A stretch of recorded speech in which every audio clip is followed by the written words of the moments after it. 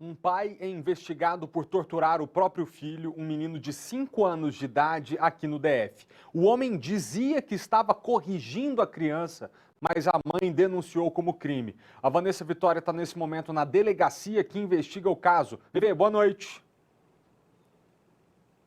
Olá, Felipe, boa noite para você, boa noite para todo mundo. Exatamente, o homem dizia que estava corrigindo o filho. A mãe da criança contou que, além das agressões físicas, o homem colocava a criança de joelhos, de castigo, com os braços para cima, situação que chegava a durar 4 horas. Quando o menino vomitava de tanto chorar, o homem fazia a criança comer o próprio vomito. Imagina que história de embrulhar qualquer estômago, né, Felipe? Sobre esse caso, eu vou conversar agora com a doutora Jane Kleber. Ela está à frente dessas investigações aqui na 8ª DP, na cidade estrutural. Boa noite, delegada. Esse homem, que não dá nem para chamar de pai, ele foi preso, doutora?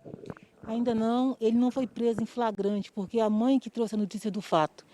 Então, ele está sendo investigado e ele vai ser ouvido e indiciado. No momento, estamos coletando provas. A criança foi para o IML, comprovou-se as lesões, a mãe foi ouvida, vamos ouvir outros parentes e a criança vai ser ouvida na DPCA, um depoimento especial para a gente compor esses autos de forma bem robusta. No caso, o IML já comprovou as agressões. São recentes, são antigas. Há quanto tempo essa mãe disse que essa criança estava passando por essa situação, um menininho de 5 anos? Eles passaram a viver juntos há cerca de um ano. Então, nesse prazo de um ano, ele começou com essas correções, umas correções exageradas que chegam a ser tortura. Então, a partir de agora, a gente vai juntar esse laudo das lesões. As lesões são recentes e tem lesões muito antigas que já estão cicatrizadas. Então a gente acredita que ao longo desse ano é que essas agressões foram acontecendo e foram se intensificando. O próprio relato da mãe diz isso, que primeiro era só de castigo. Chegou a ficar um dia inteiro, mas de castigo. Depois ele colocava de joelhos, agora de joelhos com o braço para cima. Então tudo foi só se agravando. No último final de semana eles foram à igreja. A criança se levantou antes dele. Foi o suficiente para chegar em casa, ele despiu a criança, pegou uma vara, prendeu a cabeça da criança e agrediu muito. Aí então a mãe não aguentou mais e veio à delegacia e nos contou essa história.